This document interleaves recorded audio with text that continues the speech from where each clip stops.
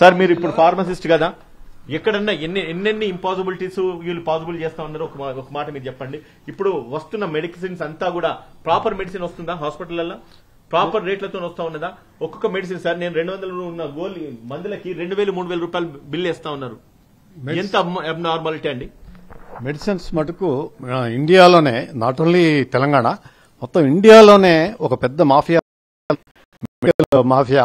ఈ doctors mafia కాకుండా medical mafia కూడా తయారైంది. Medicines mafia, drug mafia.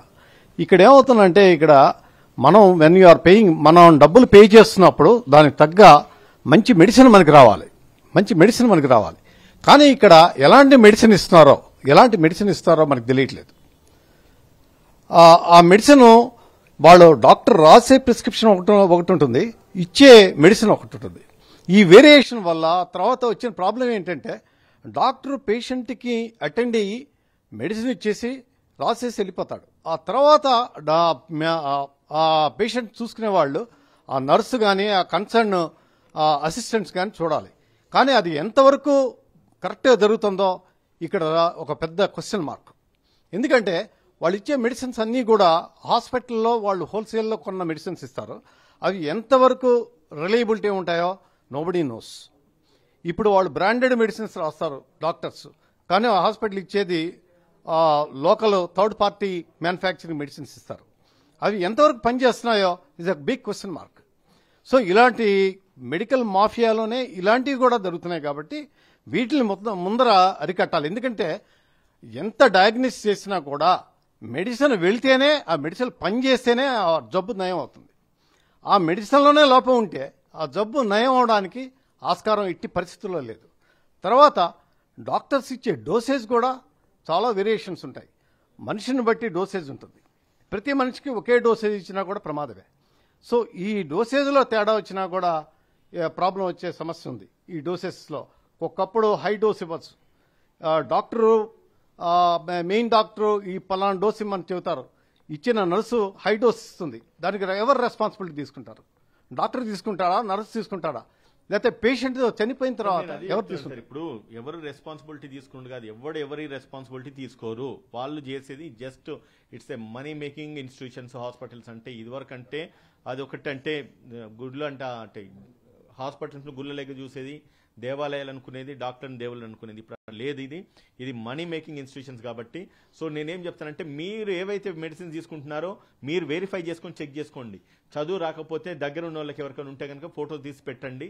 So కాబట్టి అది ప్రాపర్ మెడిసినా కాదనేది మనం అసర్టైన్ చేసుకోవాలి. ఇప్పుడు మీరు అన్నట్టుగా వాళ్ళు ఏమి ఇస్తున్నారు, ఏమి ఇస్తలేరు మీకు తెలుసు, మీకు ఆ ప్రెడిక్షన్స్ ఉన్నాయి. మీరు ఫార్మసిస్ట్, మీరు చదువుకునే వాళ్ళు. ఈవెన్ నాకు కూడా మెడిసిన్స్ పేర్లు తెలియదు, ఏ వ్యాధికి ఏ మంది ఇస్తారో కూడా తెలియదు. వాడు బిల్ మొత్తం చూసిన తర్వాత ఇంత పొడుగుతో బిల్ వస్తుంది, 5-6 పేజీల బిల్ వస్తుంది. చూస్తే 5 లక్షలు, 6 లక్షలు, 7 లక్షలు అని చెప్పి వేస్తా ఉన్నారు. అసలు ఏ మందులు ఎక్కుతున్నాయి, ఏ దేనికి ఇస్తున్నారు అనేది మనకు అర్థం కాదు. కాబట్టి మీరు మీ జాగ్రత్తలు మీరు తీసుకోండి, మీరు ప్రికాషన్స్ మీరు చేసుకోండి. ఎవరిని మాత్రం నమ్మకండి. డాక్టర్లను 100% ఇప్పుడున్న పరిస్థితిలో నమ్మే ప్రసక్తే లేదు. దొంగలను నమ్మండి, టెర్రరిస్టులను నమ్మండి, ఇంకెవరన్నా నమ్మండి, కానీ డాక్టర్లు మాత్రం ముమ్మాటికి నమ్మద్దు. సరే, ఇంకొక విషయం అడుగుతాను. మన దగ్గర ఇన్సూరెన్స్ ఎక్స్పర్ట్ ఉన్నారు కాబట్టి, సార్ ఇప్పుడు నాకు జరిగిన సిచ్యువేషన్ నేను ఒకసారి అడుగుతాను సార్. ఇప్పుడు ఫస్ట్ అడ్మిట్ అయిన పేషెంట్ సేమ్ రీజన్ మీద అడ్మిట్ అయి ఉండే, డిశ్చార్జ్ అయిపోయింది. డిశ్చార్జ్ అయిన తర్వాత సెకండ్ డేకి అదే డిసీజ్ మళ్ళీ వచ్చింది. 1 వీక్ తర్వాత డిశ్చార్జ్ అయిన పేషెంట్ మళ్ళీ ఫిఫ్త్ డే డిశ్చార్జ్ చేసినారు. నా ఫస్ట్ అండ్ ప్రైమరీ క్వశ్చన్ ఏంటంటే, ఇన్సూరెన్స్ అప్రూవల్ ఎప్పుడు చెప్పాలి, అప్రూవల్ అయిందా రిజెక్ట్ అయిందని ఒకటి. రెండోది, తర్వాత దానికి ఉన్న రెమెడీస్ ఏంటిది ఒకటి.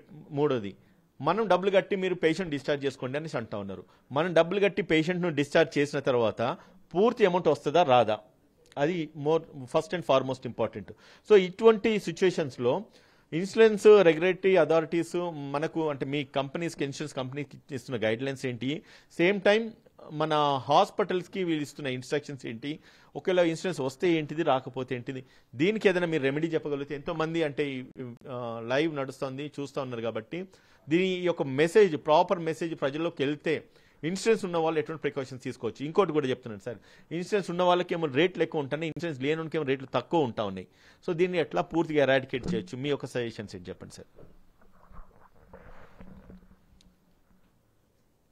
ఈ కార్యక్రమాన్ని మరి ముందుకు తీసుకెళ్ళడానికి, తర్వాత ఎంతోమంది అమాయకులైనటువంటి పేషెంట్లు కానీ లేదంటే జనరల్ పబ్లిక్కు ఇది అనాదిగా అంటే ఈ కార్పొరేటైజేషన్ అయిన తర్వాత హాస్పిటల్స్ ఈ సమస్యలు ప్రతి ఇంట్లో ప్రతి ఒక్కరు ఎదుర్కొంటున్నారు. ముఖ్యంగా ఇప్పుడు ఇన్సూరెన్స్ పాలసీ తీసుకున్నప్పుడు మీరు థర్డ్ పార్టీ అడ్మినిస్ట్రేటర్ ద్వారా మీ దగ్గర ఏదైతే ఇన్సూరెన్స్ హెల్త్ కార్డు ఉంటుందో హెల్త్ కార్డు తీసుకొని మీరు హాస్పిటల్కి వెళ్ళినప్పుడు వాళ్ళు జాయిన్ చేసుకుంటారు. చేసుకున్న తర్వాత ఇమ్మీడియట్గా మీ యొక్క డిసీజ్ని బట్టి ఆ యొక్క కన్సర్న్ డాక్టర్ అసెస్మెంట్ చేసి ఇంత అవుతుంది అని చెప్పి వాళ్ళు ఒక ఎస్టిమేషన్ పంపిస్తారు ఇన్సూరెన్స్ కంపెనీకి, అంటే థర్డ్ పార్టీ అడ్మినిస్ట్రేటర్స్కి పంపుతారు. థర్డ్ పార్టీ అడ్మినిస్ట్రేటర్ అంటే వాళ్ళు ఈ యొక్క పూర్తి ఇన్సూరెన్స్కి ఇన్సూరెన్స్ కంపెనీకి మరియు హాస్పిటల్కి మధ్యలో అనుసంధానంగా వ్యవహరించి మీ యొక్క పాలసీలో ఎంత అమౌంట్ ఉంది, తర్వాత ఇన్సూరెన్స్ ఎస్టిమేషన్ ఎంత వచ్చింది హాస్పిటల్ నుంచి, అది ఇన్సూరెన్స్ కంపెనీకి పంపించి వాళ్ళు అప్రూవల్ తీసుకుంటారు. తీసుకున్న తర్వాత అట్లాంటి అప్రూవల్ తీసుకున్న తర్వాత ట్రీట్మెంట్ అవుతుంది. ట్రీట్మెంట్ అయిన తర్వాత దానికి సంబంధించినటువంటి టోటల్ బిల్ ఫైనల్గా డిశ్చార్జ్ డేట్ రోజు వెళ్తుంది. వెళ్ళిన తర్వాత మళ్ళీ అది ఇంకోసారి థర్డ్ పార్టీ అడ్మినిస్ట్రేటర్కి వెళ్తుంది. వెళ్ళిన తర్వాత అప్పుడు వాళ్ళు చూసుకొని అందులో ఏమైనా ఎగ్జెంప్షన్స్ ఉన్నాయా లేదంటే కొన్ని మినహాయింపులు ఉంటాయి. ప్రతి ఇన్సూరెన్స్ అంటే 100% వస్తుందని కాదు, అక్కడ ఫుడ్ ఎక్స్పెన్సెస్ లాంటివి అట్లాంటివి కొన్ని మైనస్ చేస్తారు. చేసిన తర్వాత నెట్ అమౌంట్ వాళ్ళు ఫైనల్గా శాంక్షన్ పంపిస్తారు హాస్పిటల్కి. పంపించినప్పుడు హాస్పిటల్ వాళ్ళు ఆ బ్యాలెన్స్ ఏదైనా మార్జినల్గా ఉంటుంది, బ్యాలెన్స్ అంటే పాలసీ కండిషన్స్ బట్టి కొన్నిట్లో కోపేమెంట్ ఉంటుంది, అది కాకుండా చెప్తున్నా కోపేమెంట్. తర్వాత రూమ్ రెంట్ సపోజ్ మీకు 500 ఎలిజిబిలిటీ అయితే 1000 రూపాయలు ఛార్జ్ చేశారనుకోండి, ఆ డిఫరెన్స్ ఇలాంటివి కొన్ని మినహాయించుకున్న తర్వాత ఆ నెట్ అమౌంట్ హాస్పిటల్లో అప్రూవల్ ఇచ్చిన తర్వాత ఆ బ్యాలెన్స్ మీతో హాస్పిటల్ కట్టించుకొని మిమ్మల్ని డిశ్చార్జ్ చేస్తుంది. అయితే ఇక్కడ మరి ఉదయకాంత్ గారు అడిగినట్టుగా రెండోసారి సపోజ్ ఒక డిసీజ్ ఒక జ్వరమో దేని వల్లనో జాయిన్ అయిన తర్వాత ఒక వారం రోజులో 5 రోజులో ఎన్నో రోజులు జాయిన్ అయిన తర్వాత పేషెంట్ స్థితి స్టెబిలైజ్ అయిన తర్వాత డిశ్చార్జ్ చేయడం జరుగుతుంది. డిశ్చార్జ్ చేసిన తర్వాత ఆ బిల్ వచ్చింది, కట్టేశారు, ఇన్సూరెన్స్ నుంచి అప్రూవల్ వచ్చేసింది. కానీ ఇమీడియట్గా మళ్ళీ రిలాప్స్ అయింది అనుకోండి, రిలాప్స్ అయితే మళ్ళీ అగైన్ వాళ్ళు జాయిన్ చేసుకోవచ్చు, దానికి సంబంధించినటువంటి ట్రీట్మెంట్ ఇవ్వచ్చు, దానికి సంబంధించినటువంటి ఎస్టిమేట్ కూడా పంపించవచ్చు.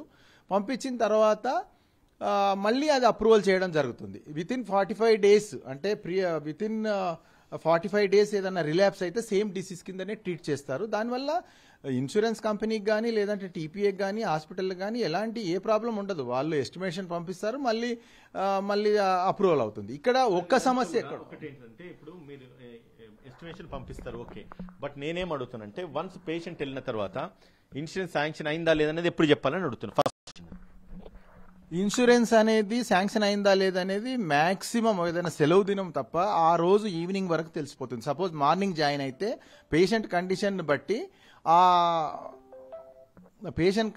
బట్టి వాళ్ళు ఎస్టిమేషన్ పంపిస్తారు. పంపించిన తర్వాత ఆ రోజు సాయంత్రం వరకు ఖచ్చితంగా అప్రూవల్ అయిందా లేదా వచ్చేస్తుందండి. మరీ ఇంకేదో సెలవో ఇంకేదో ప్రాబ్లం ఉంటే మహా అంటే తెల్లారి మార్నింగ్ వరకు వచ్చేస్తుంది. అంతకు మించి 24 hours అనేది చాలా హై టైం అన్నమాట. దాన్ని ఒక ట్యాట్ అయితే 1 hour 2 hours ఇవ్వాలి అప్రూవల్. సరే అడ్మినిస్ట్రేటివ్ డిలేస్ ఉంటాయి కాబట్టి మనం ఒక 24 hours వరకు వెయిట్ చేయొచ్చు, దాని nothing wrong in that. So 24 hours వరకు ఖచ్చితంగా అప్రూవల్ రావాల్సిందేనండి. సరే, ఇప్పుడు నా కేసులో కిన్ సన్షైన్ హాస్పిటల్ గచ్చిబౌలిలో నా కేసులో 15th నాడు అడ్మిట్ అయినరు, 22nd నాడు పేషెంట్ డిశ్చార్జ్ అయినరు, మనం డబ్బులు కట్టేసాం.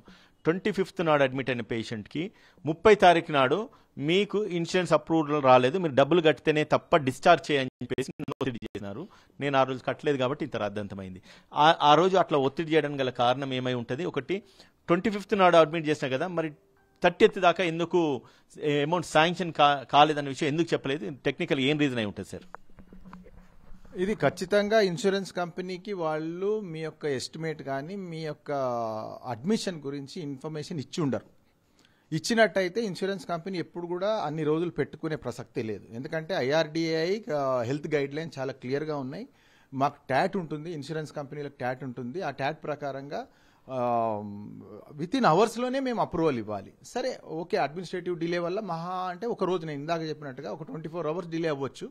కానీ 5 రోజులు మీరు చెప్తున్న దాన్ని బట్టి 25, 30 అంటే 5 రోజులు. సో మా 6th డే కూడా మీకు అప్రూవల్ రాలేదు అని అంటే అది ఖచ్చితంగా హాస్పిటల్లో వాళ్ళు ఇన్సూరెన్స్ కంపెనీకి ఇంటిమేషన్ ఇచ్చుండరు. అది ఎందుకు ఇచ్చుండరు అనే దానికి రీజన్ వాళ్ళకే బాగా తెలుసు.